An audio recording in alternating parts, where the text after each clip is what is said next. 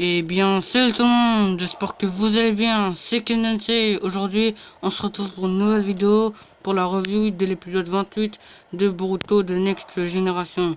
Bon, je l'avais sorti hier, mais comme j'avais mis l'épisode en entier, eh ben, elle était bloquée parce qu'il y avait des droits d'auteur, tout ça. Donc en gros, je peux pas faire comme avant.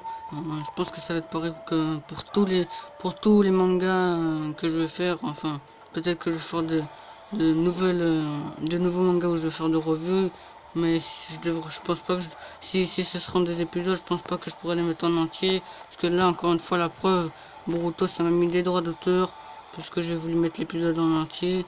Mais bon, bref, je la refais. Je dois avouer que ça m'a foutu le seum parce qu'elle a duré quand même longtemps la review. Mais là, je suis obligé de recommencer. Donc voilà, enfin bref. Donc l'épisode commence avec Kagura et Chojuro. Kagura et Chojuro, enfin là, dans le précédent épisode, Kagura il avait dit oui j'accepte. En gros il disait j'accepte de être le successeur de Imare Carey. Bon, ça se dit Imare Carey, mais moi je préfère dire Imare Ikei, je trouve ça plus stylé. Donc chacun dit comme il veut. Moi je dis Imare Ikei, mais je sais que ça se prononce Imare Carey. Bref. Donc du coup il est le successeur de Imare Ikei. Et ce qui m'a beaucoup choqué, c'est que Chojuro il donne l'épée maintenant, tranquillement. Alors je me demande si c'est juste pour un entraînement, mais je pense pas. Il a vraiment donné comme ça, parce qu'après on voit Kagura partir avec les autres taux, j'en parlerai plus tard. Mais je me demande, Chojuro, j'espère qu'on va voir quand même un de ses jutsu quand même, parce que on l'a jamais vu utiliser un seul jutsu, parce que sans Imare Carey, enfin Imare Ikei, Chojuro il est rien. On l'a même pas vu utiliser une fois le Suton. Mais j'en suis sûr, je sais pas pourquoi. J'ai l'impression qu'il va maîtriser la vapeur. Parce que je pense qu'il a été l'élève de Mei. Et on savait que Mei, eh ben, elle maîtrisait quand même deux Kekkei Genkai. C'était le Yoton, ce qui permet de maîtriser la lave. Et le Futon, ce qui maîtrisait la vapeur. Et je pense qu'il maîtrise la vapeur. Je sais pas pourquoi. Je vois bien maîtriser la vapeur. Mais j'espère qu'il va nous montrer de puissantes techniques Futon. Parce que là, je pense que dans le prochain épisode ou dans les épisodes à venir, parce que dans le prochain épisode on voit Chojuro, j'espère que il va un peu se fight quand même Chojuro, même s'il est sans son épée. J'espère qu'il va nous montrer quelques techniques Suiton, ou juste des techniques, je sais pas, des techniques de ninjutsu. Mais là on l'a jamais vu utiliser une technique de ninjutsu. C'est comme Idan, il a juste Imare Ikei. Sinon, sans Imarike, il a rien. C'est comme Idan. Sans son pouvoir de l'immortalité, Idan, il est rien. Enfin bref. Donc, Kagura, il appelle Boruto et il dit regarde, t'as vu ma nouvelle épée et tout. Et après, ils se font avoir par... enfin, il y a une espèce d'arrivée d'eau qui arrive comme ça. Et qui les bloque. Enfin, qui les bloque. Qui utilise... c'est la technique de la prison aqueuse. Et après, Shizuma, il lui dit, enfin c'est Shizuma qui avait utilisé la technique, la prison aqueuse. Après, Kagura, il dit quoi, Kagura, enfin il dit quoi, Shizuma, qu'est-ce que tu fais ici? Je te rappelle que tu es suspendu de tes missions. En gros, ça veut dire que t'as plus le droit, enfin pendant un certain moment, t'as plus le droit de faire des missions parce qu'il a sûrement commis un acte que fallait pas faire dans une mission. Et c'est toujours qui l'a suspendu.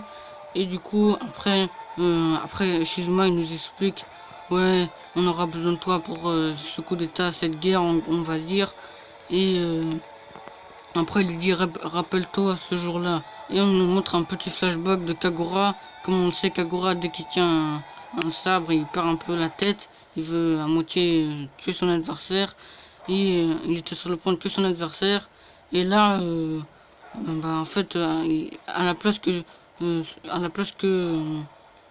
en fait c'est Shizuma, il intervient entre les deux. Et du coup c'est Kagura, il blesse Shizuma. Et ensuite après tout le monde dit mais qu'est-ce qui t'a pris, Kagura et tout. Mais personnellement je trouve que Shizuma avec les habits tout ça de Jonin de Kiri, je le trouve bien mieux stylé que ses habits actuels. Bon, j'aurais préféré qu'il reste avec ses habits de Jonin là, au lieu d'avoir ces habits là, parce que les habits en rouge tout ça c'est stylé, mais je préfère les habits comme ça. Bref, Donc du coup après après tout le monde part, tous les élèves partent et tout, à part Kagura et Shizuma. Après Shizuma il dit ne t'inquiète pas, reste comme ça va être parfait pour un des 7 épices de la brume. Donc du coup il a attendu jusqu'à ce que Kagura, enfin jusqu'à ce que c'est le moment venu pour c'est pas la 5e grande guerre, mais voilà, pour le coup d'état on va dire, comme Zabuza il voulait faire avec contre Yagura. Euh, et euh, ce qui m'a beaucoup choqué, c'est Shizuma qui dévoile tout comme ça. Il dit vas-y tue Boruto, comme ça après Naruto, l'Okage il va s'énerver et tout, et il y aura une guerre et tout entre Kiri, Konoha, après les autres pays seront obligés d'intervenir et tout. Il dit tout directement, et c'est ça qui m'a beaucoup choqué. Ce qui m'a beaucoup choqué aussi, c'était la bouche de Shizuma. Franchement, l'animation dans cet épisode, elle était pas trop, elle était pas top. Surtout, je trouve qu'ils l'ont fait un peu trop grande. Ils l'ont fait un peu à la Orochimaru, l'animation. Mais bon, après, ils ont les moyens pour faire une bonne animation, mais pour l'instant, ils le font pas. J'espère qu'ils le feront bien par la suite. Parce que là, je trouve que ça, c'est pas trop cool. Bref. Après, du coup, Shizuma, et Boruto, il dit, quoi? Mais qu'est-ce que tu racontes et tout? Une guerre et tout. Après, Kagura, il dit, non, toujours ils se sont battus pour maintenir la paix aussi longtemps et tout. Et après, du coup, ça engage un petit combat entre Boruto et Shizuma. Et ce que j'ai pas aimé, c'est les gens qui disent, ah quoi, Boruto, il maîtrise déjà 2 éléments en un seul épisode. Non, déjà ça nous a annoncé que la nature de chakra de Boruto c'était le Raiton. Et que c'est un peu normal qu'il maîtrise le Futon, car son père maîtrise le Futon, enfin c'était sa nature de chakra. Et les Yuga ont souvent des techniques en rapport avec le Futon. Comme on le voit quand ils donnent des grosses bourrasques de vent, ou quand... je sais plus comment il s'appelait, je crois qu'il s'appelait Isashi ou Yashi, je sais plus c'était lequel, quand il avait poussé une des queues de Jubi. Donc voilà, il avait fait une grosse bourrasque de vent, même si il n'avait pas prononcé Futon.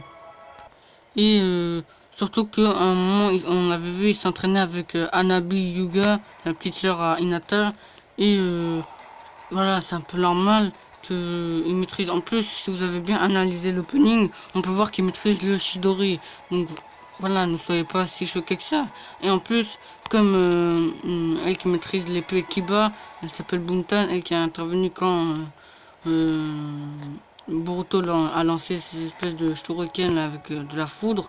Déjà, il n'y avait pas du Raiton, c'est juste quelques petits éclairs. Et Buntan, elle a dit que ouais, ton Raiton il est encore très faible, donc voilà, faut pas trop s'emballer. C'est pas non plus un Shidori ou à la Kakashi extrêmement puissant, non. C'est juste quelques petits éclairs. On a vu que les shurikens n'étaient pas remplis d'éclairs.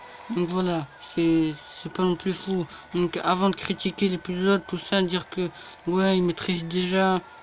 Deuxièmement, c'est nul, on dirait les vieux hors-série de Naruto, Shippuden, tout ça. Avant de critiquer, faut analyser. Enfin bref. Donc du coup, ce qui m'a beaucoup choqué aussi, c'était la rapidité de Boruto. À un moment, il avait utilisé sa technique la Futon, je sais plus quoi. Après, il avait utilisé ses kunai où il avait utilisé de la foudre. Et ce qui m'a beaucoup plu, c'est qu'on avait vu de la foudre jaune. Avant, c'était que de la foudre bleue. Donc là, ça va, j'aime bien la foudre jaune. Surtout que dans pas beaucoup de mangas, on a de la foudre jaune. À part dans Fairy Tail, on en a avec Lexus. Dans Maggie aussi, on a de la foudre jaune. Mais après, sinon... Si, dans un ami aussi, elle mettrait de la... Voilà, quand elle fait ses images, c'est de la foudre jaune, tout ça. Mais voilà. Après, c'est pas trop souvent qu'on a ça. Donc là, ça me fait plaisir qu'on a de la foudre jaune. Enfin bref, il utilise des kunai sur sa foudre. Enfin, il utilise de la foudre sur ses kunai. Et il est hyper rapide et du coup, mais bon, après ça choque pas Shizuma. Shizuma, il a le temps de brandir son épée et utiliser une technique Suiton. Et cette technique, c'était la technique de Yamato qu'on avait vu. suite à un bassin de la cascade.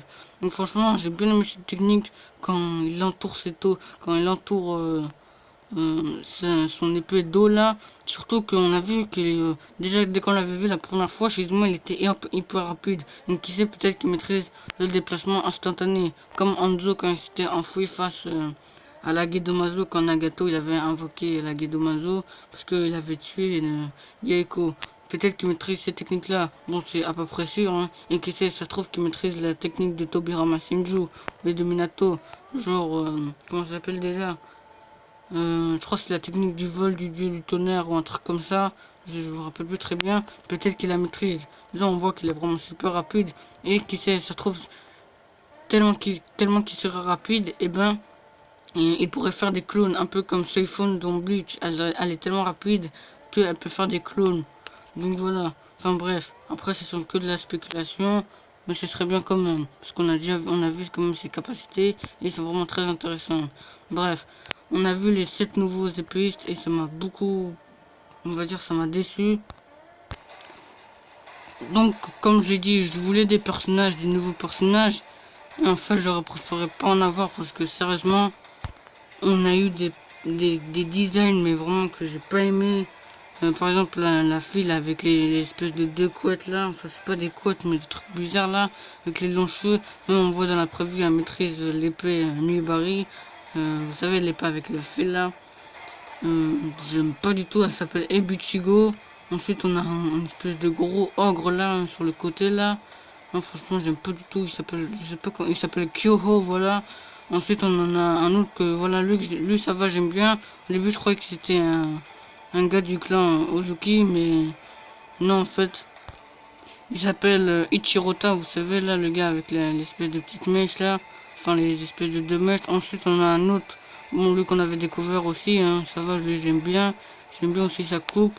Il s'appelle Asaku. Ensuite, on en a une autre, elle s'appelle Buntan. Elle, non, je sais pas, j'aime pas du tout aussi. Par contre, ce que j'aime bien, ils ont fait le petit lien, vous savez, l'ancien utilisateur de l'épée Kiba, l'épée qui peut produire de la foudre. Et ben, c'est Raiga Kurosuki. Et on apprend que, en fait, celle-là, et ben, elle fait partie du clan Kurosuki. Après, je pense pas qu'elle fait partie de la famille de, de Raiga, hein, mais on savait que Raiga c'était le chef du clan Kurosuki. Donc, de plus, dans l'animation, au tout début, on avait vu Asako, il avait pas des dents pointues. Et là, on le voit, il a quand même des dents pointues. Je pense que Asako, il fait partie du clan Ozuki. Mais en parlant du clan Ozuki, on a vu Suigetsu, mais j'en reparlerai à la fin de la vidéo. Donc franchement, j'aime pas du tout leur car design. Regardez, juste lui là, tout en haut là. Sa tête, je sais pas c'est quoi je sais pas comment il s'appelle le créateur de Boruto, mais il a vraiment des goûts que moi j'aime pas du tout en tout cas personnellement. Ils auraient pu faire des personnages beaucoup mieux. Enfin bref, donc donc du coup, Kagura, et ben, là ils disent ouais c'est un traître et tout, on sait tous que c'est bon, il va redevenir gentil et tout, mais là pour l'instant il est du côté obscur. Enfin, quand je dis du côté obscur, là avec les 7 autres épices de la brume. Donc ce que j'aime pas aussi, c'est les gens qui disent ouais Shizuma, enfin, parce que comme on a vu, comme Shizuma il a dit ouais. Je ne pourrais pas faire le poids face à un Kagura déterminé, enfin voilà, énervé, déterminé, tu vois. Et je pense que quand il disait ça, c'était juste pour calmer les autres. Parce que je pense pas que c'est vraiment lui le chef qui donne des ordres absolus. Je pense que les autres aussi ils en font qu'à leur tête. S'ils veulent attaquer, ils attaquent. Donc je pense que c'était pour ça que il a dit ça pour calmer Asaku et les autres, donc voilà. Donc, je pense pas que quelqu'un est plus fort ou quoi.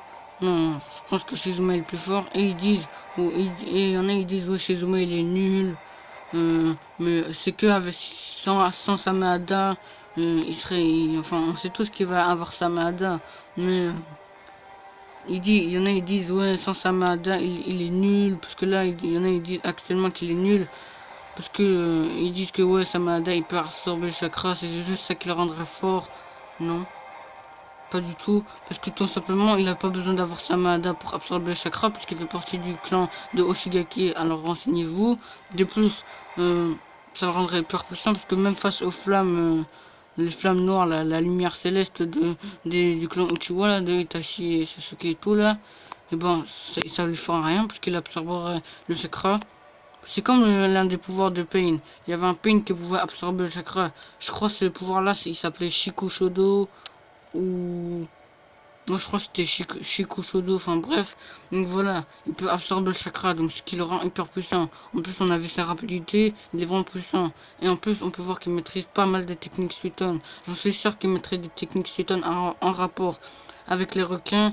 Tout comme Kizame qui maîtrisait...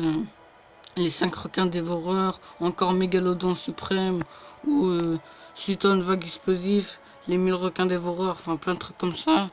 Donc je pense que il maîtrise plusieurs techniques comme ça, mais je pense qu'il la maîtrise encore plus que Kizame, parce que actuellement Kizame, on nous dit que c'est le deuxième meilleur utilisateur Suiton, parce que les Mizukage on les a pas vus beaucoup à l'œuvre.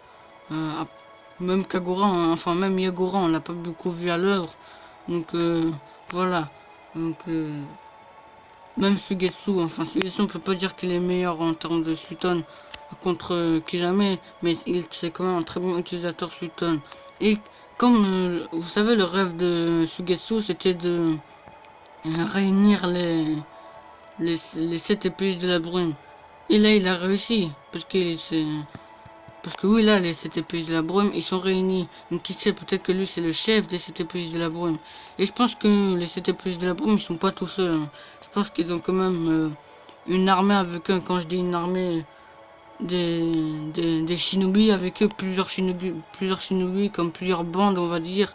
Genre une dizaine de personnes, une dizaine de shinobi avec eux qui sont contre le tourisme, pour la guerre et tout.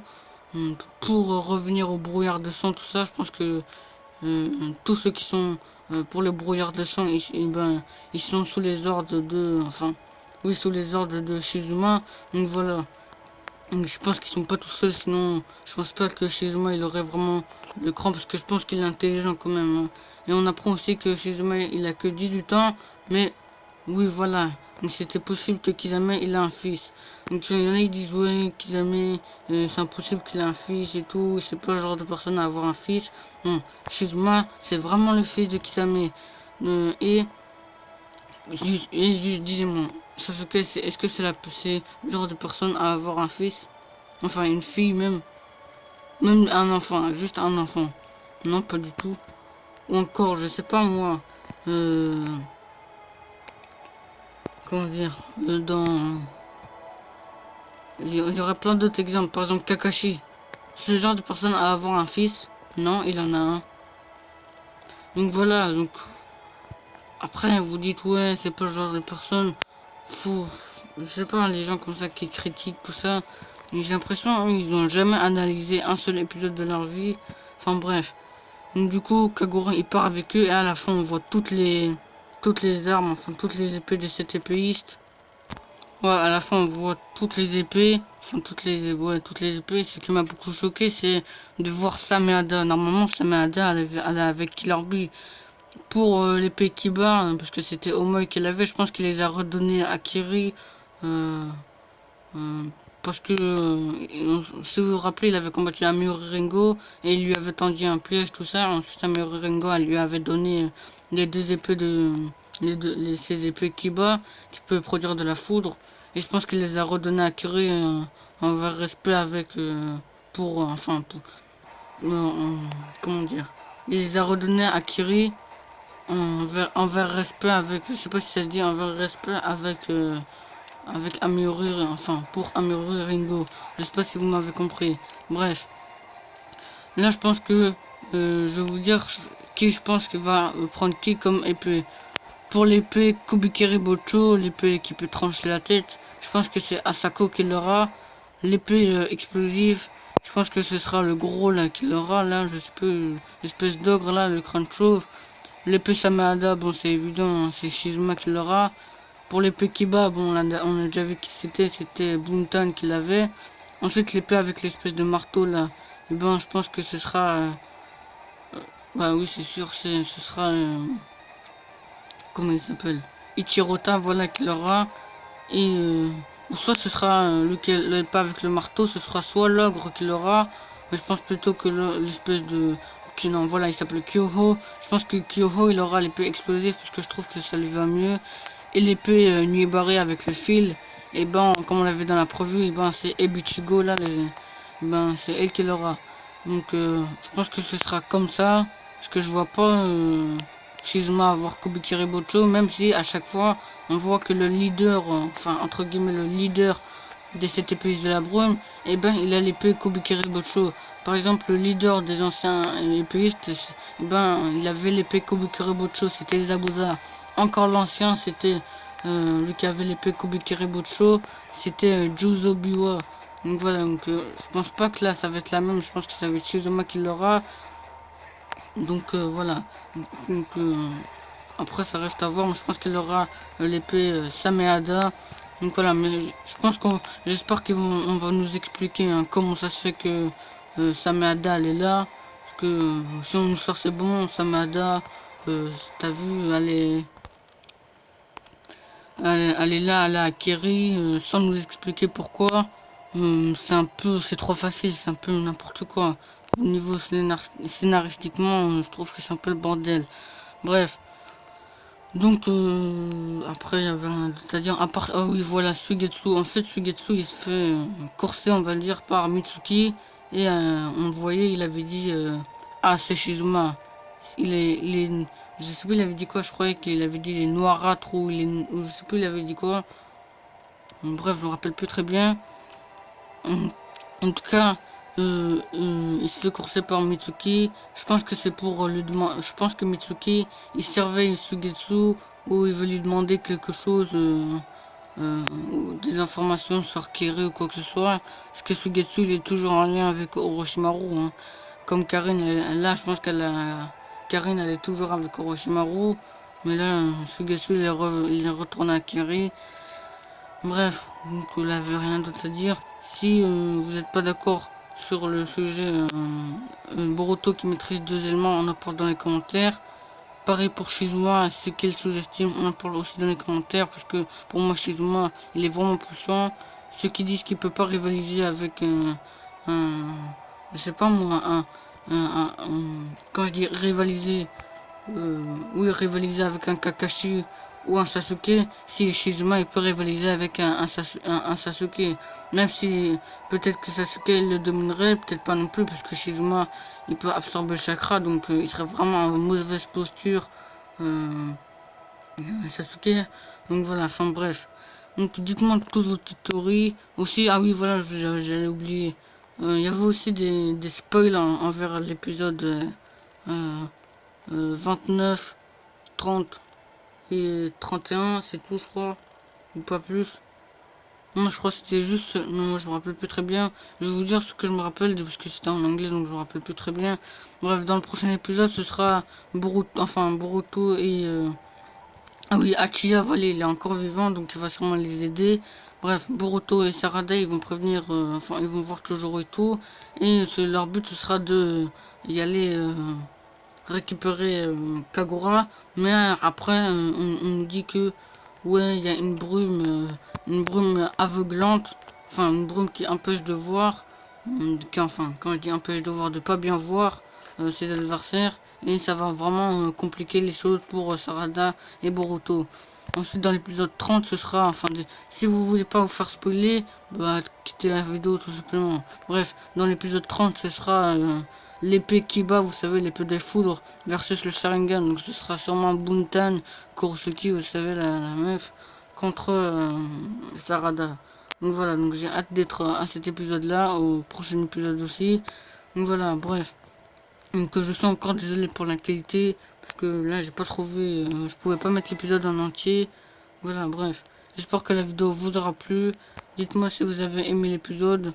Personnellement, j'ai aimé, mais niveau animation, c'était pas trop cool. Mais là, je suis quand même assez hypé, parce que peut-être qu'il c'est une 5e grande guerre ninja. En tout cas, ça va partir en couille, j'en suis sûr. Et je pense pas que ça va être un petit arc de 15-10 épisodes, non. Je pense que ça va être un bon arc. Donc voilà. Bref, j'espère que cette vidéo vous aura plu. Pour la review de One Piece, et bon, je la ferai en même temps que la review du chapitre 882, parce que là, j'ai vraiment pas le temps. Je ferai pas des théories. Donc voilà, et des tops aussi. Bref, on se dit à la prochaine. Allez, salut!